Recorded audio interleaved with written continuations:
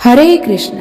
भगवत गीता में भगवान श्री कृष्ण कहते हैं कि जो व्यक्ति अज्ञानी और अश्रद्धालु है वो कभी भी भगवत भावना भावित नहीं हो सकता, और ऐसे शंकालु व्यक्ति के लिए ना तो इस जगत में कोई सुख है और ना ही उस जगत में। भगवान ये स्पष्ट रूप से बता रहे हैं कि जो अश्रद्धालु और शंकाशील व्यक्ति है वो कभी सुखी नहीं रह सकता। यदि किसी को भगवान के ऊपर श्रद्धा ही नहीं होगी तो वो व्यक्ति भक्ति कैसे कर सकता है? नहीं ना। लेकिन इस संसार में कुछ ऐसे महानुभव भी होते हैं जिन्होंने बड़ा शास्त्रों का अध्ययन किया है, बहुत ज्ञान भी अर्जित किया है और शास्त्र ज्ञानी कहलाते हैं।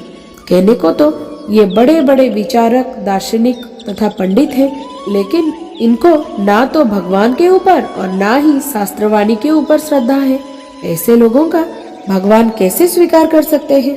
तो दोस्तों, ऐसे ही एक महान विद्वान पंडित थे हमारे उदयन आचार्य, जो आज के हमारे कथा के मुख्य पात्र हैं। उनके साथ भगवान जगन्नाथ ने क्या क्या लीलाएं की और वो कैसे भगवान के परम भक्त बने, आज ये कथा हम आपको सुनाएंगे।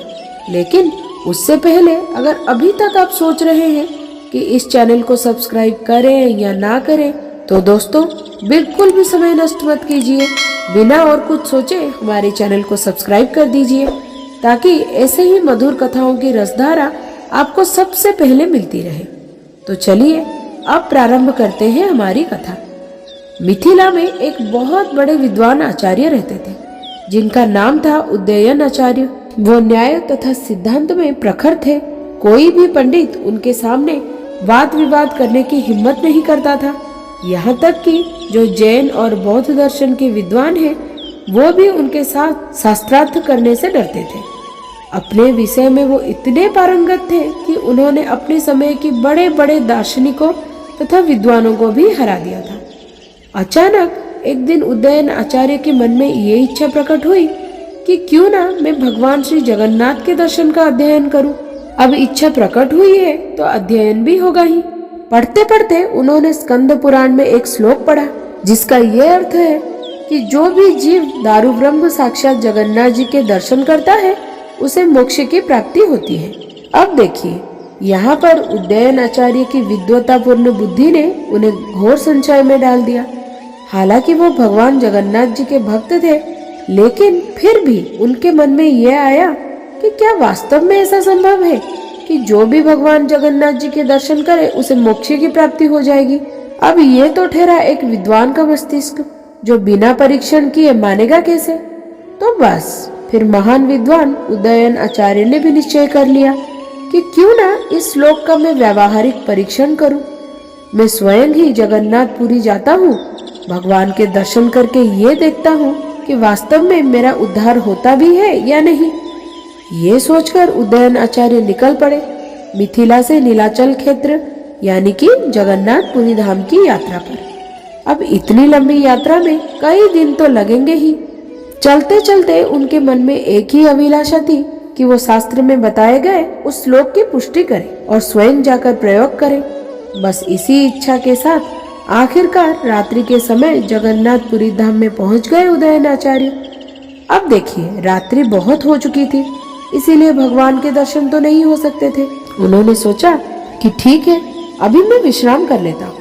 कल प्रातःकाल उठकर सबसे पहले मैं भगवान श्री जगन्नाथ जी के दर्शन करने जाऊंगा और फिर देखूंगा कि वास्तव में मेरा भी उद्धार होता है या नहीं। ये विचार कर ये महाशय सो गए। अब देखिए भगवान की लीला।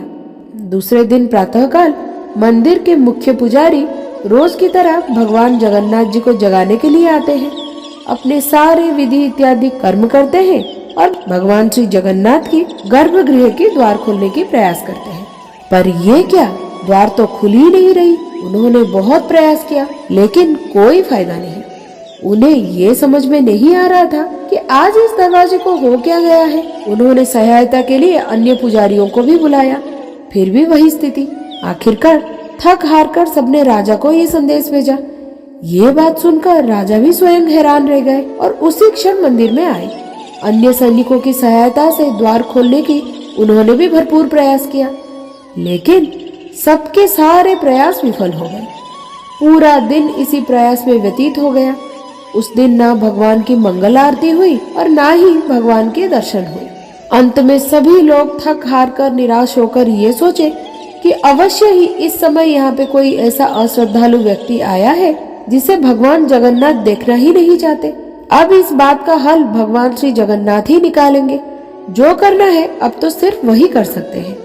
ये सोचकर सभी अपने अपने स्थान पर वापस चले गए। उसी रात्रि को मुख्य पुजारी के स्वप्न में स्वयं जगन्नाथ जी आते हैं और कहते हैं कि जब तक वो अश्रद्धालु उदयन आचार्य यहाँ पुरी में रहेगा तब तक मेरे गर्भगृह के द्वार नहीं खुलेंगे। मैं केवल उन्हीं को दर्शन देता हूँ जिनको मेरे ऊपर सच्ची श्रद्धा तथा भक्ति है। ऐसे शंकालु व्यक्ति मुझ तक कभी नहीं पहुँच सकते। अब जगन्नाथ जी के ऐसे वचन सुनकर मुख्य पुजारी को सब कुछ समझ में आ गया। दूसरे दिन प्रातः वो अन्य कुछ लोगों को साथ में लेकर नगर में ढूंढते हुए उस स्थान पर आखिरकार पहुंच ही गए जहां पर उदयन आचार्य रहते थे। वहां जाकर पुजारी ने पूछा, क्या आप ही हैं मिथिला के महान विद्वान उदयन आचार्य? तो आचार्य जी कहते हैं कि जी मैं ही हूँ, बताइए क्या बात है। तो पुजारी गुस्से में कहते हैं, अब बताने के लिए रह ही क्या गया।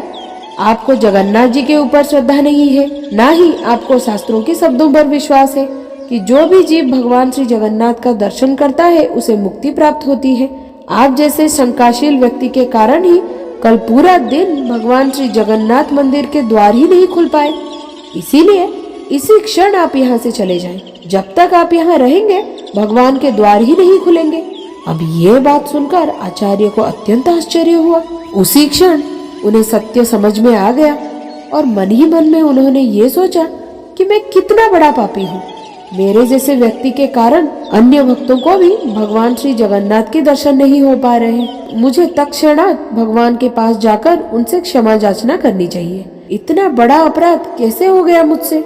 इस प्रकार आत्मग्लानि में द्रवित होकर तुरंत भगवान जगन्नाथ जी के मंदिर में जाकर उदयन आचार्य श्री जगन्नाथ जी से प्रार्थना करते हैं और हृदय पूर्वक क्षमा याचना करते हैं।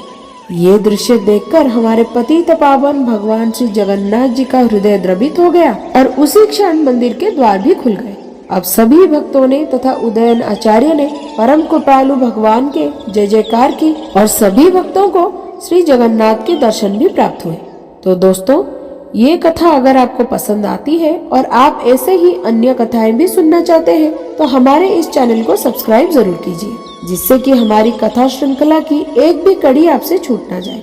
ऐसे मधुर कथाएं आप अन्य लोगों तक भी पहुंचाइए ताकि उनके मन में भगवान श्री जगन्नाथ के प्रति श्रद्धा तथा भक्ति के बीज अंकुरित हो। इससे उनका भी भला होगा और हमारा भी उत्साह बढ़ेगा। तो देर न करते हुए सब्सक्राइब के साथ साथ अभी लाइक और शेयर भी कीजिए।